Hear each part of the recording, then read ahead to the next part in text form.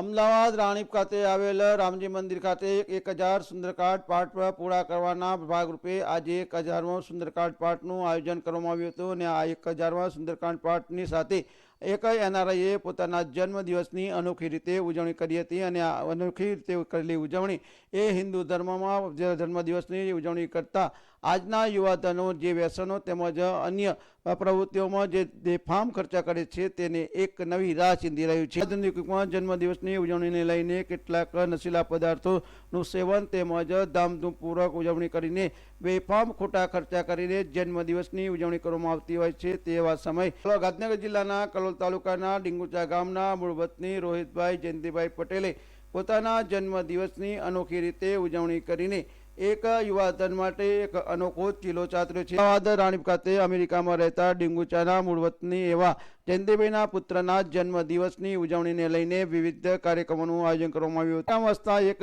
NRI પરિવારના પુત્રએ પોતાના 44મા જન્મદિવસની ધામધૂમપૂર્વક ઉજવણી કરવાને બદલે તેઓએ રામજી મંદિરમાં સુંદરકાંડ પાઠ આરતી તેમજ આ સુંદરકાંડમાં ભાગ લેનાર ભાવિક ભક્તો માટે પ્રસાદની વ્યવસ્થા સહિતના કાર્યક્રમોનું આયોજન કરીને ધામધૂમપૂર્વક પોતાના જન્મદિવસની ઉજવણી તેઓએ રામજી મંદિરમાં કરી હતી। તેઓએ રામજી મંદિરમાં સુંદરકાંડ પાઠ, હનુમાન ચાલીસા તેમજ આરતી તેમજ આ કાર્યક્રમમાં ઉપસ્થિત ભાવિક ભક્તો માટે પ્રસાદની વ્યવસ્થા કરીને દિવસની ઉજવણી ધાર્મિક પ્રસંગો સાથે કરીને રોહિતભાઈએ એક આવનારી યુવા પેઢી માટે અનોખો ચીલો ચાતર્યો છે અને તેઓ એક સીમાચિહ્ન ઉદાહરણ પણ પૂરું પાડ્યું છે કે પોતાના જન્મદિવસની ઉજવણી ધાર્મિક પ્રસંગો સાથે અને શાંતિપૂર્ણ વાતાવરણમાં કરવામાં આવે તો જન્મદિવસની ઉજવણીનો ઉત્સાહ અનેરો હોય છે તેમજ પોતાના પરિવાર તેમજ આવનારી પેઢીના બાળકોમાં પણ સારા સંસ્કારોનું સિંચન થાય છે। આથી પોતાના જન્મદિવસની ઉજવણી ધાર્મિક। આપનું નામ અને પરિચય? પટેલ રોહિત જયંતિભાઈ શંકરદાસ, ડીંગુચા ગામ, રહેવાનું હાલ સિન્સિનાટી ઓહાયો। હાલ જે તમે અમેરિકામાં એનઆરએ તરીકે ત્યાં રહો છો ને આજે તમે જે તમારો જન્મદિવસ જે અમદાવાદ તમારા રાણીપ રામજી મંદિર ખાતે ઉજવવાનો કઈ રીતે સંકલ્પ કર્યો છે? લગભગ 2 વીક પહેલાં હું જ્યારે અમેરિકાથી અહીંયા અમદાવાદ આવ્યો, મારું બાળપણ મારું જન્મ અહીંયા રાણીપ અમદાવાદમાં થયેલો, તો જાન્યુઆરી 8 આજે મારું બર્થડે સેલિબ્રેશન કરવાનો મેં નિર્ણય લીધો મંદિરમાં, કારણ કે આપણે બીજી બધી પાર્ટીઓ બહાર ફરવાનું તો હેપી બર્થડેનું સેલિબ્રેશન કરતા જઈએ છીએ, પણ આજે મારા પપ્પા બહુ ધાર્મિક રામજી મંદિરના ટ્રસ્ટી ને એમને બહુ અહીંયા ફાળો આપ્યો છે અને અહીંયા સુંદરકાંડ છેલ્લા 3-4 વર્ષથી સુંદરકાંડ કરવામાં આવે છે ટ્યુઝડે એન્ડ સેટરડે।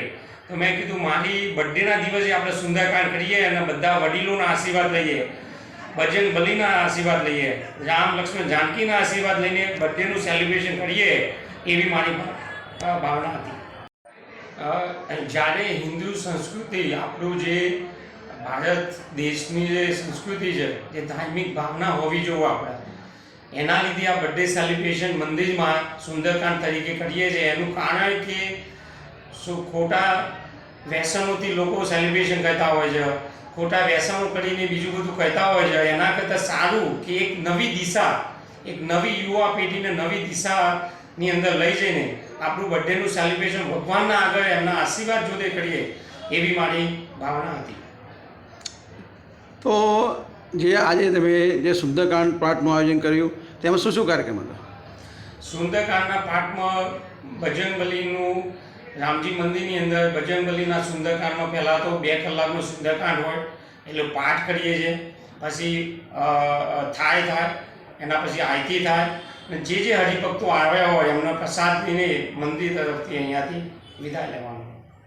આ પ્રસંગે ઉપસ્થિત આ વિસ્તારના પૂર્વ ધારાસભ્ય તેમજ આ મંદિરના ટ્રસ્ટીઓએ જણાવ્યું હતું કે રોહિતભાઈએ પોતાના જન્મદિવસની ઉજવણી જે ધાર્મિક પ્રસંગો સાથે કરી છે તે એક નવી રાહ ચીંધનાર છે તેમજ તેઓ એનઆરઆઈ અને પૈસે તકે સુખી હોવા છતાં પણ તેઓએ પોતાના જન્મદિવસની ઉજવણી તેઓ કોઈ ખોટા વ્યસનો ના ચડે તે રીતે નિર્દેશ સાથે ધાર્મિક પ્રસંગો સાથે કરીને એક અનોખી રાહ ચીંધી છે તેમ જણાવ્યું હતું। એ દેશના સંસ્કાર ધરતી ઉપર નહીં, આપણા સંસ્કારને જતન કરવો અને એને ઉજાગર કરવા માટેના એમના જે સંસ્કાર છે એ ખૂબ ઉત્તમ અને ઉદાહરણ પૂરું આવે એવા ખૂબ સંસ્કારી એવા રોહિતભાઈનો આજે જન્મદિવસ છે।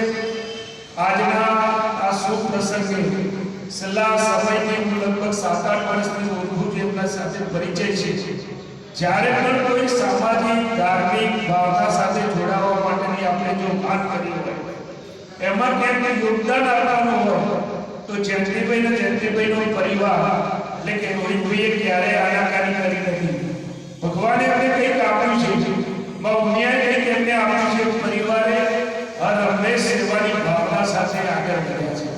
અને આપ સૌ વતી આજે આપણે બધા એની પ્રાર્થના કરીએ કે જગદંબા મા મૈયાની પ્રાર્થના કરીએ કે એમનો પરિવાર હર હંમેશ આવો સુખી સંપન્ન રહે અને સેવાકીય પ્રવૃત્તિઓમાં એમની જે ભાવના છે એને ઉજાગર કરવા માટે મા મૈયા અમને શક્તિ આપે એની અભ્યર્થના ફરીથી. અનેક પશ્ચિમી ધર્મની સંસ્કૃતિની હવા જોવા મળી રહી છે અને આ વિવાદન દ્વારા પોતાના જન્મદિવસ હોય, સામાજિક પ્રસંગ હોય કે ધાર્મિક પ્રસંગ હોય, વ્યસનો તેમજ અન્ય બેફામ ખર્ચા કરીને પ્રસંગોની ઉજવણી કરવામાં આવતી હોય છે, જેના કારણે વિવાદન પશ્ચિમી સંસ્કૃતિનું અનુકરણ કરીને ધાર્મિક પ્રસંગો, સામાજિક પ્રસંગો, પોતાના જન્મદિવસ કે અન્ય કાર્યક્રમોમાં બેફામ રીતે નશીલા પદાર્થોનું સેવન કરવું તેમજ બેફામ રીતે ખર્ચા કરીને નાણાં વેડફે છે અને તેઓ નશીલા પદાર્થોના રેવાડે ચડીને પોતાની જિંદગી વેડફી રહ્યા છે. ત્યારે આવા સમયમાં એક NRI પરિવારે પોતાના જન્મદિવસની ઉજવણી મંદિરમાં ધાર્મિક પ્રસંગોનું આયોજન કરીને તેમજ લોકો સાથે અને માતા પિતા સાથે પોતાના જન્મદિવસની શાંતિપૂર્ણ વાતાવરણમાં ઉજવણી કરીને એક અનોખી રાહ ચીંધી છે.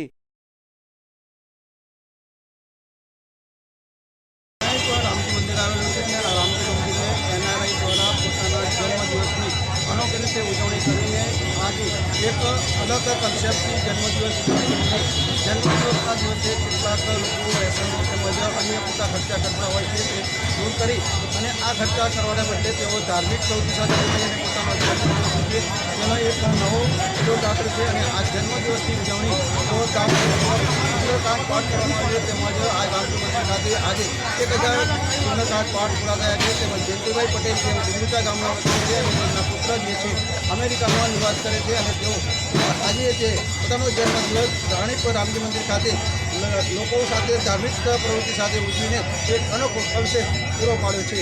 મહેન્દ્ર રાવળનો report, Yukranti live news, Ahmedabad.